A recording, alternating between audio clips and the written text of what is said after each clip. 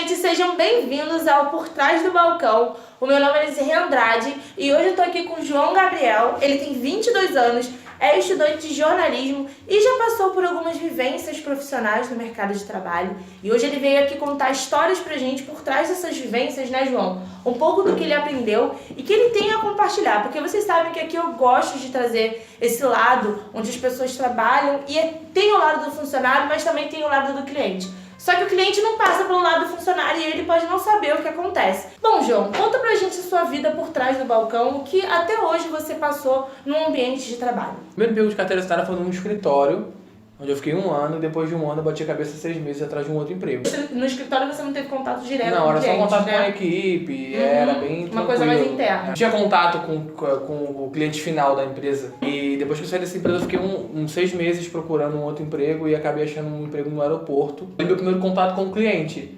E eram clientes estrangeiros, clientes que vinham de outros estados. O aeroporto tem um público muito peculiar. E é um lugar muito cheio. Eu passei por situações complicadas, mas nada muito fora do normal, nada muito assombroso, perto do que eu via colegas meus passarem. Eu acabei saindo depois de 2 meses, porque não me adaptei, era muito longe. E aí, depois de muito tempo também procurando emprego de novo, eu fui trabalhar no call center, numa empresa de call center muito grande, muito conhecida. Lembrando que o call center, ele é um dos lugares mais comentados, onde as pessoas trazem críticas sobre a forma de trabalho, né? O que você vivenciou lá que você pode compartilhar com a gente? A gente ouve muita coisa quando tá fora do call center, mas quando você entra, você presencia outras coisas inimagináveis, né? Situações de assédio moral e sexual por parte dos clientes com colaboradoras, com operadoras. Isso tudo através do telefone, né? Supervisor. Quando eles percebem que é uma mulher que está na linha, eles tentam se aproveitar da situação. O call center ele tem um público feminino muito grande. Acho que mais do que masculino. Acho que 80% da equipe que eu trabalhava, 80% das operadoras do andar em que eu trabalhava, eram mulheres. E engraçado que, não sei se vocês sabem, mas o call center, dentro dessa quantidade de público feminino que ele tem de trabalho, é onde às vezes mães conseguem conciliar, né? Geralmente você trabalha 6 dias e folga 1. Você trabalha menos horas, né? Você trabalha entre 4 e 6 horas. Então assim, a mãe consegue deixar o filho na escola de manhã, buscar meio-dia e ir pro trabalho para pegar 3 horas às vezes. E o call center, o que acontece? Eu não vou mentir pra vocês, gente. Eu realmente não gosto de receber uma ligação numa manhã de sábado falando sobre a conta que vai vencer, né? Ou que eu tenho ou um plano novo que eu realmente não sou interessada. Mas eu acho que a gente às vezes não para pra ouvir o outro lado. Qual é o outro lado de trabalhar em um call center e ouvir desaforos, passar por uma pressão de metas? Como é isso? Desabafa com a gente. Eu acho que às vezes... tenho certeza que o que diminuiria a pressão do operador, em 90%, falando externamente, seria o cliente ouvir. Ouvir o que eu tenho para dizer. Se eu ligo para você às 5 horas, você percebe que é um telefone, um número da sua operadora, você já fica chateado antes de atender, você já atende chateado, de mau humor. De mau humor. E aí você acaba se fechando pro que eu tenho a dizer pra você. Se você não quer um plano, você só espera falar que eu tô trazendo um upgrade pro seu plano e você falar que não tá interessado, com a maior educação, com a maior educação que você tiver. O cliente respeita o seu trabalho, você respeita o espaço do cliente. Eu tenho que dar uma argumentada, que é uma ordem passada de cima, ou você vai continuar negando, eu vou agradecer e vou desligar. Entendeu? Se for cobrança você vai dizer que não tem como pagar, você não tem condição de pagar, o operador vai tentar negociar com você, tentar argumentar, você também nega com o máximo de educação que você tiver e também encerra a ligação. É só ouvir. Eu trabalhava com venda, né, com um upgrade de um plano de telefonia móvel. Então quando eu ligava, as pessoas sabiam que era aquela operadora, elas não ouviam o que eu tinha para dizer. Elas confundiam uma situação com outra. Eu ligava para vender, o pessoal achava que eu tava ligando para cobrar. Então, eu cansei de ouvir coisas do tipo, de tal operadora, é porque vocês estão me cobrando uma fatura de tanto, eu vou cancelar, eu não tenho como pagar. Eu tentava falar assim, ou então, você pode falar sobre isso num outro número que é tal. E é difícil eu me chamo João, né? eu tô tentando trazer pro seu um upgrade no seu plano, você pode parar só um minutinho, caso você não queira, só desligar, não tem problema, falar que não tem interesse. E eu tentando falar, a pessoa falando comigo do outro lado da linha, esbravejando com a operadora e tudo. Sem nem te ouvir, né? A pessoa não me ouviu, você não vai dar. Aí eu tô falando que eu quero vender, quero trazer uma melhoria para aquele plano, uma novidade. Você não vai cancelar não? não vai cancelar minha linha não, sendo que o cancelamento é numa linha à parte, você tem que ligar e tudo mais. E assim, quais são as situações constrangedoras que você já passou, assim, que você como funcionário teve que ouvir e que te causou um desânimo, que te causou uma falta de respeito, até assim, uma ansiedade? Existem algumas situações que marcaram você? Tinham alguns lugares que as pessoas já sabiam quando era aquela operadora ligando. Já gravavam um número, né? Eu trabalhava aqui no Rio, a gente não pode ligar para centros como o Rio depois das 6 horas. Então, após as 6, 7, a gente ligava para lugares assim, do Norte, Nordeste, Centro-Oeste. Uma vez caiu uma ligação para mim, a ligação que é automática, caiu uma ligação para mim do interior do Piauí, não lembro certo, na cidadezinha do Piauí, que o cara já sabia que era vivo, que a ligação caiu, o meu headset estava no mudo, e eu ouvi ele falar assim: tal operadora, eu vou sacanear esse cara. Quando eu tirei do mudo, ele falou assim: fala aí, seu viadinho da tal operadora, fala aí comigo, seu viadinho. Eu botei no mudo, deixei ele continuar xingando mais uns 5 segundos, eu já tava chateado, porque eu não tava conseguindo vender e tudo. Eu tirei do mudo e falei assim: antes de mais nada, eu gostaria de pedir respeito, porque eu não sou isso aí que o senhor tá dizendo, mas caso o senhor estivesse falando com alguém que é homossexual, isso é passivo de processo. Por injúria, e não é um por homofobia. Porque ser viado não é um problema, né? Exatamente. Eu falei, então só tenha mais respeito com quem está do outro lado da linha, trabalhando. Agora sim eu vou fazer meu atendimento. Senhor, muito boa noite, eu sou o João, eu falo de tal operadora e tal. Aí o cara ficou mega constrangido, pediu perdão, inventou uma desculpa dizendo: não, porque tem um primo meu que liga desse número aí do Rio, eu já falo com ele assim. É sempre assim. Não sei o quê.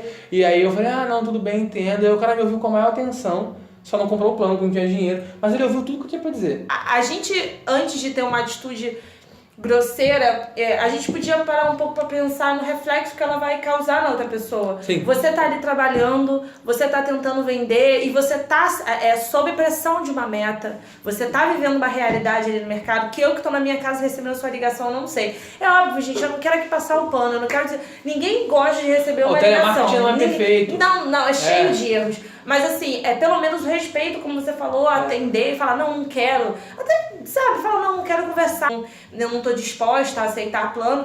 Mas é uma carga, sabe, que te desanima. Acontecia né? muita gente falar assim: eu não tô interessado, vocês já me ligaram, tá? Passar bem, tchau, desligar. Mas você percebeu quando a galera queria briga. Algum dia você já saiu do trabalho falando: nossa, eu não sou ninguém? A rotina faz a gente pensar isso, porque... eu vou ter que apontar um erro também dos gestores, né? De Sim, quem pode falar, administra que a esse gente processo. pode falar. Eles te preparam e eles te passam uma visão como se quem estivesse do outro lado da linha fosse reagir sempre daquela maneira, entendeu? E sendo que o cliente é uma coisa imprevisível. Quando você ia para um feedback com um supervisor, porque você não estava vendendo num dia, ele falou assim: não, cara, foca no benefício, faz isso, mas eu tô fazendo você isso. Você tá focando. Eu tô focando, tudo. As pessoas não querem, tem pessoas que querem, tem pessoas que não querem. É uma coisa completamente irregular. Não dá pra ter constância nesse tipo de venda. É um tipo de venda que, por si só, tem uma característica meio invasiva. Cansativa. Porque do nada seu telefone vai tocar, absolutamente do nada. Em alguns lugares ele pode tocar até as 10 da noite. Vai tocar... alguém querendo te vender alguma coisa que você não quer. Que você não pensou em comprar naquele momento, você não estava passando pelo shopping, você não passou por um centro comercial, você estava em casa vendo novela, cozinhando, seu telefone tocou, o cara te vendeu alguma coisa. Então dá trabalho para o vendedor te convencer, prender sua atenção. E para o cliente a experiência é chata. Você está falando não designa só você como um operador de call center, né? Vai acima, vai sobre a sua gestão, sobre quem te treinou, quem me preparou. E eu acho que um dos maiores erros que eu vejo de empresas, e aí, gente, eu confesso pra vocês, eu nunca trabalhei numa carteira assinada. Eu já fiz um estágio durante um ano, mas eu acho que um dos maiores erros é realmente não ouvir o seu funcionário e tentar melhorar em base daquilo. A empresa de call center é uma empresa com milhares de funcionários. Então, se eles fossem parar pra ouvir cada um, eu acho que pra eles, às vezes, parece que não é relevante, né? Ouvir e tudo mais e melhorar, porque é uma empresa com alta rotatividade. Toda hora tem alguém entrando, toda hora tem alguém saindo. Justamente por isso. E você realmente vê, eu acho que falta as empresas ouvirem aqueles que realmente estão desempenhando aquela carga massiva de trabalho. Existe algum erro que você vê dentro desse tipo de empresa que você trabalha, que você fala: poxa, se a empresa melhorasse isso, Talvez isso renderia mais, uma produtividade melhor, seja no script que você tinha que ler, seja no treinamento, seja na forma persuasiva de fazer vocês cumprirem meta. Investir em atividades que façam o operador abstrair... Se sentir mais motivado? Se sentir mais relaxado. Coisas lúdicas. Isso já é meio que um padrão dentro dessas empresas. Não sei se é a flexibilidade da meta, porque existem épocas do ano que são melhores para vender do que outras. Isso em qualquer profissão. Pós-reajuste, por exemplo, todo mundo sabe, ou quem não sabe agora vai ficar sabendo, que ao final do ano a sua fatura ela vai ser reajustada. R$1 que seja, ela vai ser reajustada. E você vai reclamar. Pode ser R$1, podem ser R$10, pode ser R$1. Você vai reclamar, porque aumentou, é o seu dinheiro e tudo mais. Sendo que é algo que já está previsto, que é muito mal explicado para o cliente. Falando desse caso que eu trabalhei com telefonia móvel, talvez faltasse, talvez não, com certeza falta por parte das empresas pós-venda. Relacionamento, entrega de conteúdo pelas redes sociais, tentar alcançar essas pessoas de uma outra forma, com uma coisa mais relevante. Trabalhar de uma forma mais humana, né? Investir num conteúdo de valor. São empresas que trabalham com o Brasil inteiro. A gente, sei lá, a gente deve ter... Você lida com muita gente, a gente tem diferentes tipos de pessoas. Se bobear, a gente tem mais telefone ativo no Brasil, linhas móveis ativas, do que habitantes. É difícil entregar conteúdo para tanta gente? É difícil, mas é possível entregar para uma boa parcela, para eles ficarem bem informados, sabe? Do que se passa, porque a culpa não é do operador, o operador é o menos culpado. Tem uma coisa que me irrita muito, eu confesso, quando uma empresa de telemarketing me liga, que é um script que eles começam a falar e eu não sei onde interromper pra falar que eu não quero. Eu quero sair do cara e falar, cara, eu não quero. E eu tento falar e, sabe, eu não consigo. É um script que você é obrigado a seguir, se você não seguir, você é penalizado. Então, tem umas regras, onde eu trabalhava havia regras para você seguir. As empresas elas disponibilizam materiais sobre aquele produto para você pegar benefícios legais que você acha que pode valer a pena comentar, enfatizar. Tem umas perguntas para você dar uma sondada no cliente. Aí você vai fazendo o atendimento da sua forma. Aí é onde o cara perde muita venda e aí é onde rolam os maiores estresses, rolam até ofensas. Porque se a pessoa quer comprar algum produto de uma operadora, fazer um upgrade, ela precisa dizer o CPF. Né? É uma regra, é uma norma, para que não haja fraude. E como dizer isso para alguém que não tem esse conhecimento, né? Exatamente. Você pode dizer os 3 primeiros dígitos, ou os 2 primeiros, se não me engano, acho que são os 3 primeiros dígitos, é a pessoa completa. Né? E aí só que aí surgem perguntas do tipo, se você tá falando os 3 primeiros, fala o resto. Por que eu tenho que falar se já tá aí? E aí cabe ao operador explicar. Tinha gente que ofendia você. Só por inúmeras ofensas, então. Tinha gente que percebia que você era operador, que você tava querendo vender, começava a te sacanear. Falava, vou falar um número de cada vez, hein? 5, 4, 3... 2, 1, desligava. É óbvio que as empresas têm as suas justificativas, né? Porque eles querem número, eles querem quantidade. E não tem a qualidade. A tendência dessa era, desse século, é a qualidade, é o marketing de conteúdo, é você nutrir o seu cliente, ele passar por um funil. Isso não acontece em empresas de telefonia móvel. Eles querem realmente abraçar o máximo de pessoas que eles puderem, de qualquer jeito, e aí eles vão filtrando. Só que aí, nessa conta, o operador, quem está por baixo da pirâmide é o que mais sofre. O meio onde você trabalha, ele diretamente influencia na sua produtividade. Você falou que você já passou por situações, assim, né, constrangedoras. E obviamente, já que o telemarketing é um local onde tem milhares de pessoas no meio do andar trabalhando com você, existe alguma situação que ao seu redor te afetou diretamente, te deixou muito mal, te poluiu, assim, que você viu o outro passar? O operador, ele trabalha numa pressão diária. Você corre o risco de ser penalizado pela monitoria. Geralmente as monitorias não têm um critério. Um monitor ele pode te zerar, ele pode te penalizar por um motivo, e o outro... Não é exatamente uma regra, é uma fiscalização. Deveria ser uma regra, só que acaba ganhando um tom bem aleatório. E, pô, é meio chato você perceber que uma pessoa que tem dificuldade de vender, eu passei por isso, uma menina que era da minha equipe, ela tinha muita dificuldade de vender no primeiro mês, vendeu pouquíssimo, no segundo mês ela estava conseguindo chegar perto da meta dela, estava embalando, mãe de 2 filhos, mãe solteira, saía para trabalhar, para pegar de 3h10 às 9h30 da noite, morava muito longe, deixava os filhos com uma amiga. Então, assim, aquela meta era muito importante para ela, porque era um dinheiro a mais que ia entrar, ela ia ter mais condições né? Assim, de dar uma vida mais digna pros filhos, né? O lance da meta é uma coisa que mexe muito com a gente, porque é o teu salário mesmo, um comissionamento, dependendo do que você fizer, de como for o seu desempenho, é um comissionamento interessante para quem é pobre. Então ela tava com aquilo na cabeça e aí ela recebe a notícia de que ela foi zerada, porque ela trocou uma palavra do selo. Ela não mentiu pro cliente, ela não vendeu o plano pro cliente, sem o cliente falar que não quer, ela não fraudou, ela só trocou a palavra do selo. E ela que não causou efeito na mensagem. Perdeu 40% da comissão, que é muita coisa. Perdeu boa parte do dinheiro que ela ganhava. É extremamente desmotivante, gente. Você se vê num cenário que você vê que ali aquela sabotagem ela é real. Não foi nada nocivo. Quanto isso afetou a sua saúde mental? Eu trabalho sobre metas, exatamente, né? Porque tem empresas que trabalham muito bem sobre metas e a meta ela pode te motivar. Como isso afetou a sua saúde mental dentro desse tipo de empresa?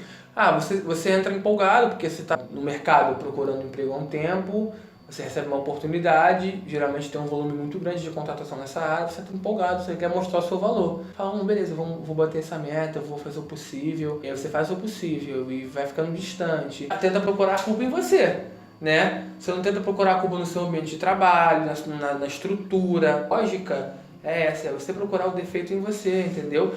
Não que você não tenha, não que você não possa ter, mas você vê que é uma inércia. Exatamente. Esse caso dessa amiga minha que a mãe mexeu muito comigo, pessoas dando crise de ansiedade do seu lado. E vale lembrar também, gente, que infelizmente é um assunto muito chato de se tocar, mas é muito comum as empresas de telemarketing possuírem índices de suicídio.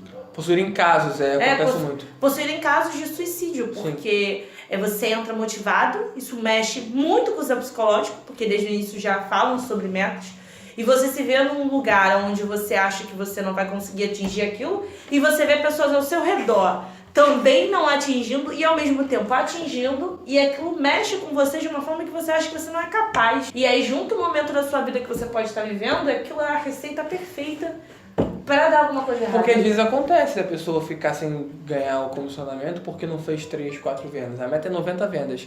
Eu fiz 86. Faltaram 4 vendas. Eu não vou ganhar nada. Não vou ganhar pelo que eu produzi. Essa lógica de mais-valia, isso mexe muito com o trabalhador, porque eu fiz 86 vendas, eu não vou ganhar um centavo por elas porque faltaram 4. Então, assim, você não ganha pelo que você produz, isso automaticamente te revolta.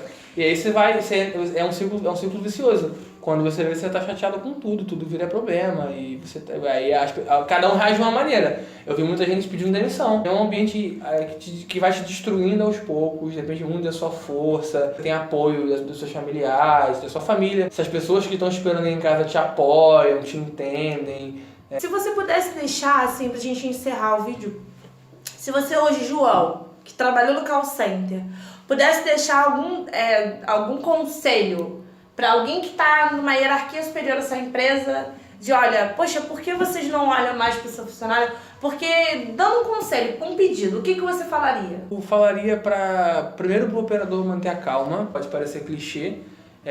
O ambiente do call center é altamente tóxico, mas ele tem pontos positivos, você consegue fazer algumas amizades, e vocês se unem ali, um apoia o outro. E lembrar que, em muitos dos casos, no meu caso era assim, se eu não conseguisse bater a meta, se eu não conseguisse chegar até o comissionamento, eu ia ter meu salário da mesma forma e meus benefícios, né? Para esse tipo de gente, que tem salário mais comissão, aí você tem que manter a calma, cara, porque você não vai deixar de receber o seu salário porque você não bateu a sua meta. Você vai ter um dinheiro no final do mês, né? E é complicado ficar achando justificativa. Às vezes a gente não consegue, é normal não conseguir. Acho que um conselho que eu daria para as empresas é que elas repensem esse modus operandi, que elas tentem... Eu sei que é complicado, né? São empresas que faturam milhões, bilhões, mas seria muito bom que a quantidade fosse deixada um pouco de lado, a qualidade do serviço, a experiência do usuário. Mas é porque quando você aumenta a qualidade de algo que as pessoas já conhecem, tem muito mais chance de porque a experiência do usuário assim, fosse aperfeiçoada, que essas empresas entrem no século XXI, porque esse modo ele está superado, ele é ultrapassado, ele destrói pessoas e é uma lógica retrógrada, covarde. É isso, gente. João, muito obrigada pela sua participação aqui no canal. Eu espero que vocês tenham gostado. Se vocês já trabalharam no mesmo ambiente que o João, se vocês têm alguma dica, se vocês têm algum desabafo, porque aqui a gente gosta de desabafar, não é mesmo? Comentem aqui embaixo, interajam com a gente que eu vou estar respondendo todo mundo. Até o próximo vídeo, gente. Tchau, tchau!